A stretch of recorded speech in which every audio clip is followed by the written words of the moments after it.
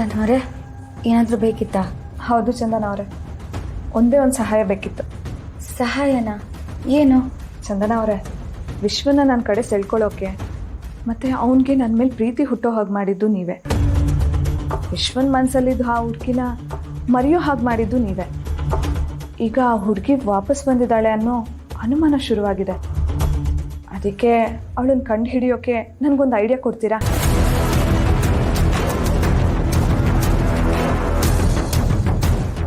ಅಯ್ಯೋ, ಅದಕ್ಕೆ ನಾನು ಹೇಗೆ ನಿಮಗೆ ಸಹಾಯ ಮಾಡೋಕ್ಕಾಗುತ್ತೆ? ಅಲ್ಲೋ ಚಂದನ ಅವರೇ, ನೀವು ನನ್ನ ಲವ್ ಗುರು. ನನ್ನ ಪ್ರೀತಿ ತೊಂದರೆಯಲ್ಲಿದ್ದಾಗ ನೀವು ಸಹಾಯ ಮಾಡದೇ ಇರ್ತೀರಾ?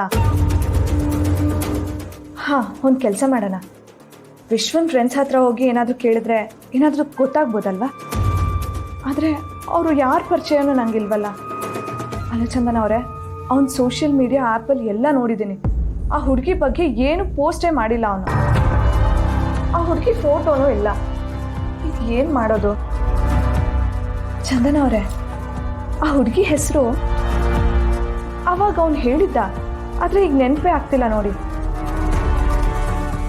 ಏನೋ ಕೆ ಇಂದನೋ ಜೆ ಇಂದನೋ ಶುರುವಾಗುತ್ತೆ ಅನ್ಸುತ್ತೆ. ನೆನಪೇ ಆಗ್ತಿಲ್ಲ ನೋಡಿ.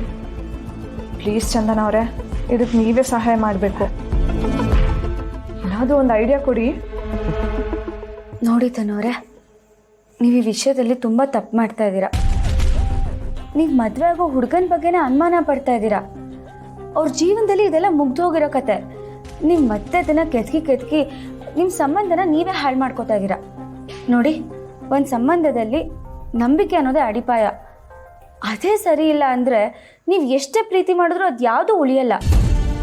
ನೋಡಿ, ನಾನು ಹೇಳ್ತಾ ಇದ್ದೀನಿ, ಇದು ಹೀಗೆ ಮುಂದುವರೆದ್ರೆ ನಿಮ್ಮ ಸಂಸಾರಕ್ಕೂ ತೊಂದರೆ ಆಗುತ್ತೆ. ಅದೆಲ್ಲ ಇರಲಿ ಚಂದನ ಅವರೇ. ಅಲ್ಲ, ಈಗ ಅವಳು ಮತ್ತೆ ವಾಪಸ್ ಬಂದಿದ್ದಾಳೆ. ಅವಳ ಮೇಲೆ ನನಗೆ ಅನುಮಾನ ಶುರುವಾಗಿದೆ ಅಲ್ವಾ? ಇದನ್ನು ದೂರ ಆಗಬೇಕು ಅಂತಂದರೆ ಅವಳು ಯಾರು ಏನು ಅಂತ ತಿಳ್ಕೊಳ್ಳೇಬೇಕಲ್ವಾ?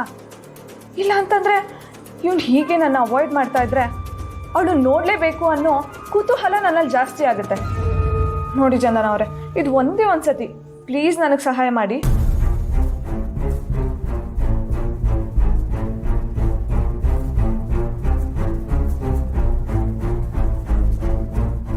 ಚಂದನ ಅವರೇ, ಇದೊಂದೇ ಒಂದು ಸತಿ, ಒಂದೇ ಒಂದು ಹೆಲ್ಪು ಪ್ಲೀಸ್.